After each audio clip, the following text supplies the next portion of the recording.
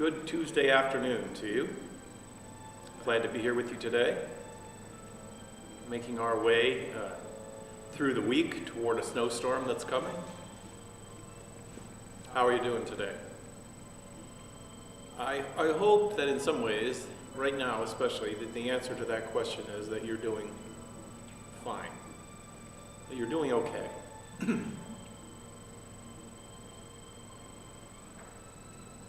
I always hear more of the details of your lives, and in some ways the way this pastor's chat works. By the way, I'm Pastor Lou Kilgore, pastor here at the High Mountain Presbyterian Church, and this is a ministry of the church reaching out in the times of isolation and COVID, and every time I say that I think, and it's going to continue. It will continue. The vaccine is out there, and we will eventually now see our lives come back together. But I'm going to do this because this has been good. This has been good for me. It's been good for those of you who are always kind of in isolation, and you can tune in, you can feel connected, and then I love it. You send me emails, I get to write back. So much communication happening that I don't know how you get busy doing things the way you always do it, and then that which you always think you could do falls through the cracks. And now we get it done. Hi, happy to talk with you, happy to be with you. This is your chair, it remains your chair. Think of yourself as sitting in the pastor's office today. So what would you talk about? What would you talk about? I've been sort of coming in with a directed kind of meditation around the themes of journey and movement in the season of Advent. One of the purposes of liturgical seasons is that it gives us a reason to lift up, to superemphasize some of the regular dynamics of living the Christian life. Advent lifts up the journey. It reminds us that always ahead of us, there is something more. There is something that God has yet to do, or something that we have yet to do with God as we journey forward. And so to me, Mary and Joseph just encapsulate that journey. Not just the physical journey of traveling to Bethlehem, but the journey of 9 months of pregnancy, 9 months of mystery and wonder, mingled in with hope and expectation, mingled in with shaming from the community, all of it mingled together. Every time I say the word mingled, I think about that the poetry and the hymn that comes out of Easter, actually on Good Friday, where it talks about the image of Jesus on the cross and sorrow and love.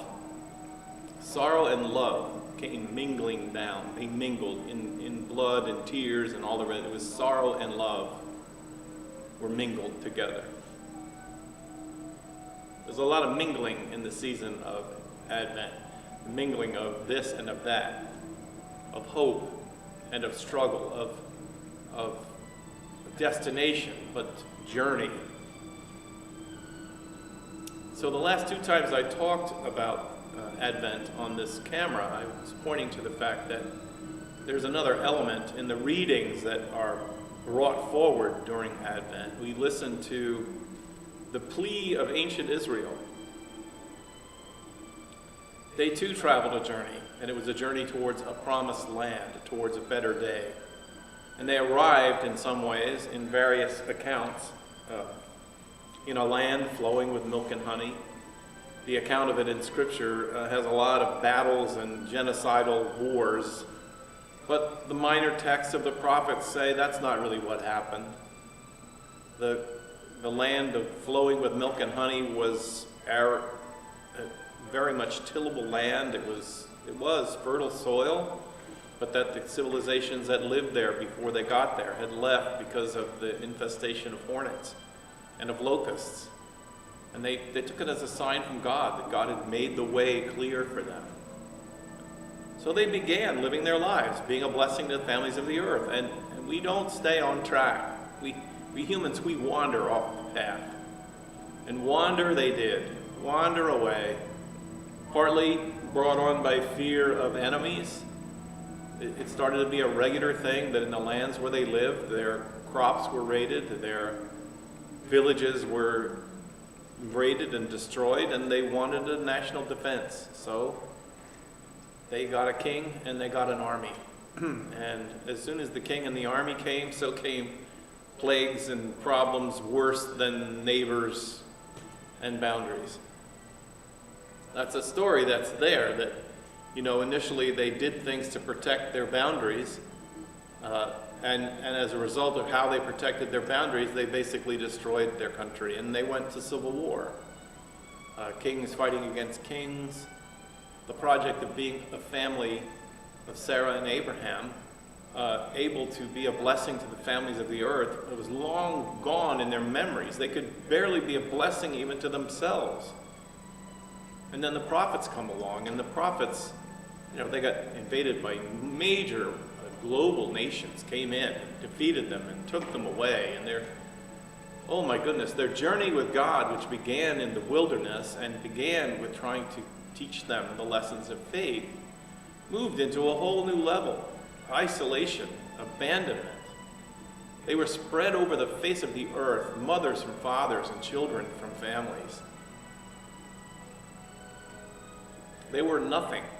They started as nothing and they were nothing again.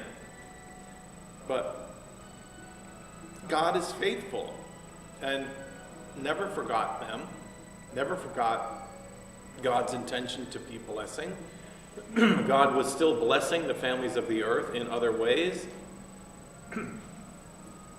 And so the season of Advent taps into times in our lives that can be just really look bad.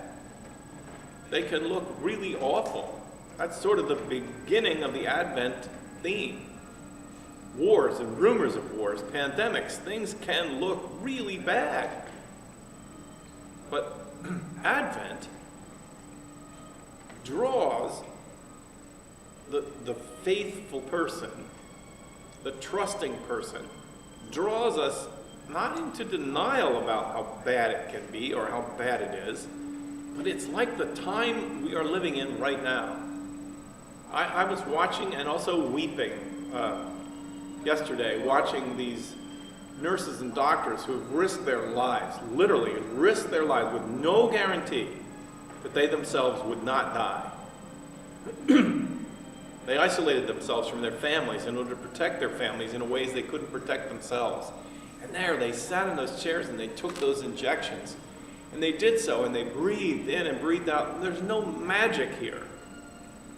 But finally, in the middle of the darkness, in the center of the darkest times of the pandemic, a light is shining. Wow, this is the pandemic Advent, my friends. This is the promise, the already and the not yet. The cure is here, but it's not yet here. Salvation has come. Salvation. Yes, I use the word salvation because, the spiritual traditions of the Christian church have separated off a whole bunch of religious language that, like, salvation has nothing to do with actually having your life saved. Its original meaning was from the story of Egypt and Moses, who saved their lives, delivered them from captivity so they could live. That was God's saving act. And salvation today, it's being lived out right in front of us. The themes of Advent are right in front of us. Though the night is dark, though the hurt is deep, so though the fear of what might be is looming large, a light shines in the darkness. And the darkness cannot overcome it. Cannot. One commentator, almost getting poetic yesterday, said that, this is our answer to this virus. It is our answer back. And it's not just an answer from us, it's an answer from God as well, who empowered the brains and the minds and the collective knowledge of science to be able to do what we've always done. In partnership with God, we find our way on this journey. Such hope. Such hope. The news media is capturing the firsts, like the first woman in New Jersey to get the vaccine, the first person in Louisiana to get the vaccine. And it's important to see the first one, the beginning. That's the beginning light. That's the light that shines in the darkness.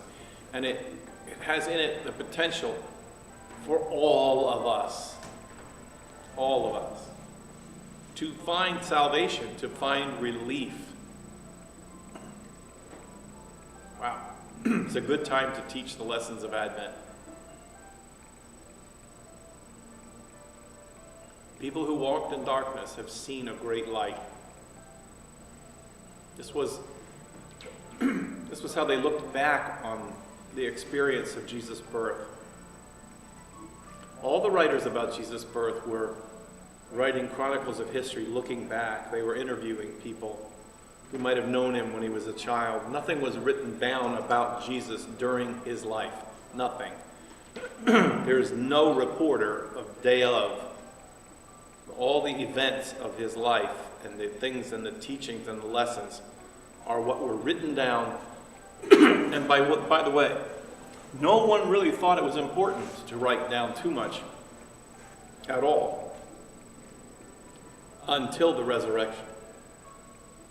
The resurrection not only created the church, the resurrection created the witness to Jesus. They began to write and go, who was this guy? What is this that just happened to us? One of the writers,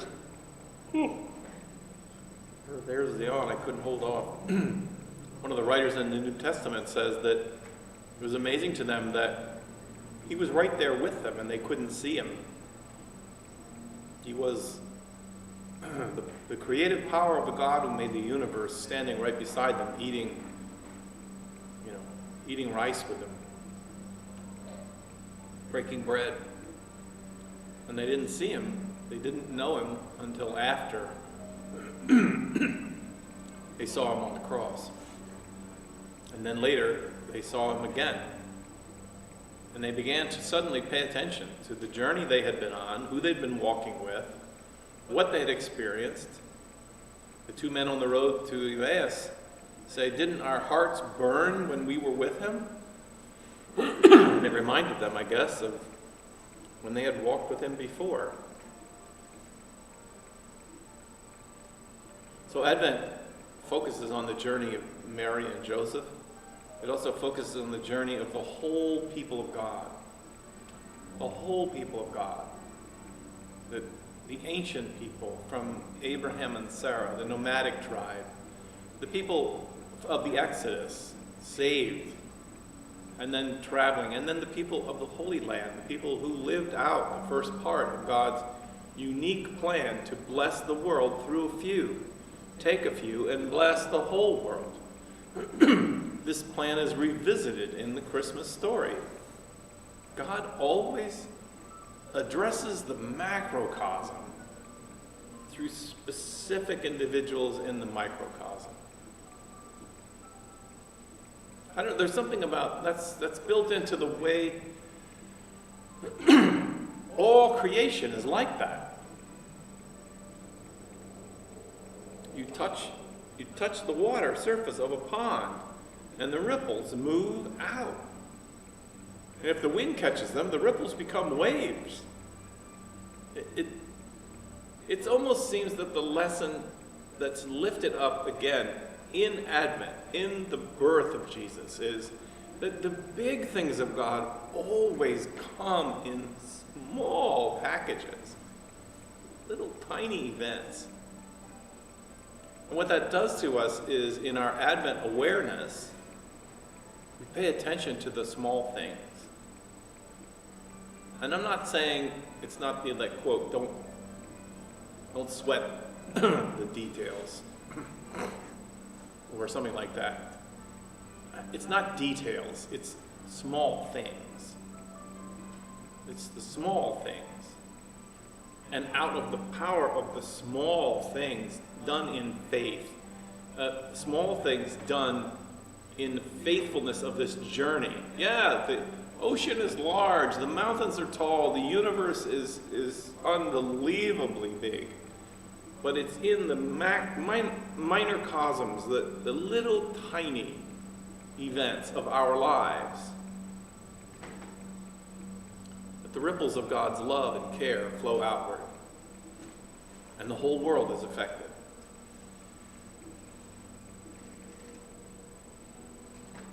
Quirinius, when he declared a census for the whole world, he knew how to affect the whole world.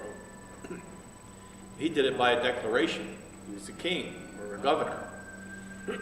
He declared, so it was to be done. That's not really how God works. That's not how it works with God.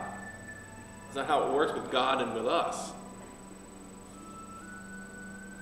The big things are in the little tiny things. And you need to pay attention.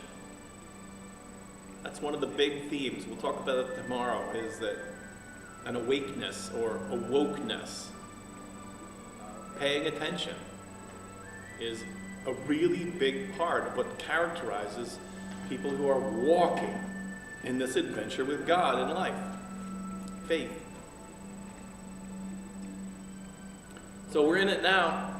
We're well into the middle of Advent. The light has begun to shine. We have a preaching illustration, a metaphor that is unfolding all around us in the unfolding of one tiny injection, saving the world. It's good news, my friends. I'm glad to share it with you. I'm glad to share it today with you. Ooh, I'm going to get ready. I went and bought a snow shovel yesterday. I don't know. Will it be 15 inches? I don't know, but it'll be snow, and it's a long time since we've had a significant snow. So be safe. Know who to call if you need help. Make that plan now. And if you don't have a plan, email me, and I'll try to help you make a plan for a way that you can be safe. God bless you, my friends. I care about you. I know you care about me. Well, let's take care of each other and continue to take one step at a time on this journey, trusting God all the way. Thank you, my friends. See you tomorrow.